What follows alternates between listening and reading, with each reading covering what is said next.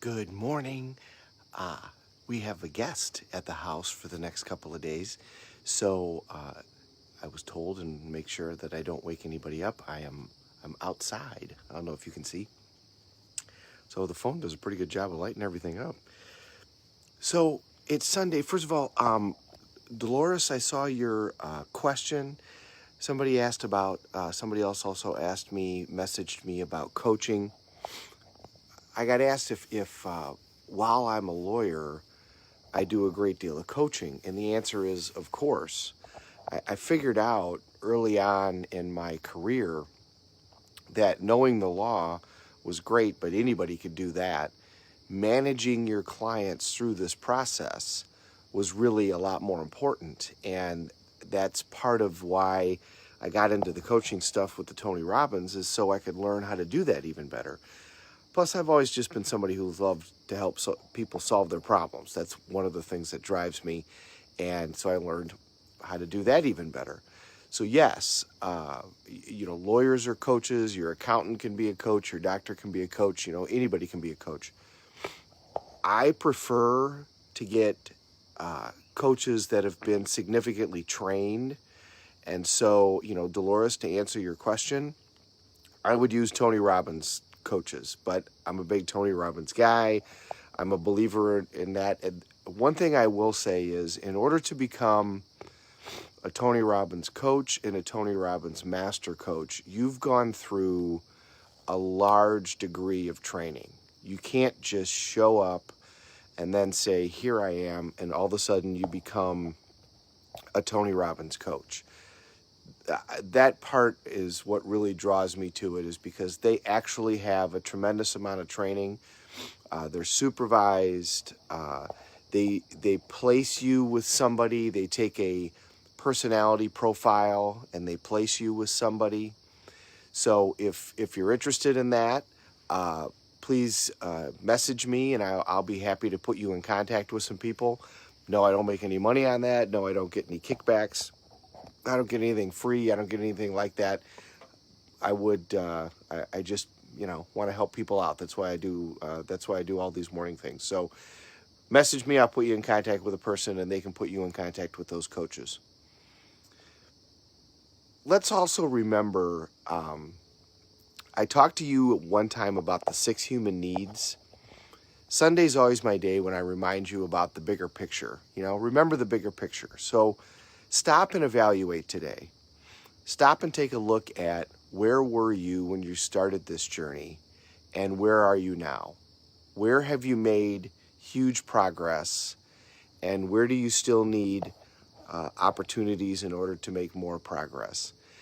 And the 6 human needs is a great way to stop and take a look at why you're doing what you're doing. And if you remember, we can spend this week going through them again if we need to, but if you remember, there's 6 human needs, and we all figure out a way to fulfill these needs. I talked about values and beliefs.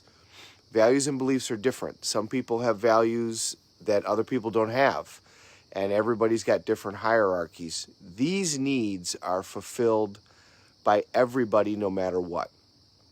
So need number 1 is certainty, to know that certain things are going to happen all the time. Right now, there's a tremendous amount of uncertainty in the world that's very difficult for everybody. Second human need, uncertainty / variety. You're going to find that these needs juxtapose each other. So that makes it difficult. You get, if you get too much variety, what happens? You freak out. Well, that's what's going on right now. Too much uncertainty, people freak out and look around. People are freaking out. You get too much certainty, and you get bored. So then you might go do something in order to create uncertainty, which isn't necessarily the best way to do it. We a lot of times find vehicles to fulfill these needs that aren't serving us. That's why it's a good idea to pay attention to them. So certainty, uncertainty / variety. Need number 3, significance. And need number 4, love and connection. So obviously those things play a role. And then growth and contribution are the last 2. You fulfill the last 4 no matter what. You fulfill the last four in some way and in some fashion, no matter what. So if kids aren't getting variety in a good way, then they'll find a bad way in order to get the variety. If they're not getting significance in a good way, then they'll get it in a bad way. So if they're not getting attention, if they do good stuff and they don't get attention, then what will they do? They'll go get in trouble. So that way they'll get attention. We will do anything to fulfill those needs. And if something fulfills our needs, at least 3 of them, it becomes an addiction. Where we want to be is growth and contribution. Those are the needs that we want to fulfill the most, because those needs will give us the most return in terms of feeling good about ourselves. But they're actually the last 2 needs that people spend the most time on. That's why we got to stop and take a look around every now and then and figure out, what are we doing that makes sense. So take today to do an inventory. Where have you been? What have you done? What have you done the last couple of months? Where have you made progress? Where do you need to make progress?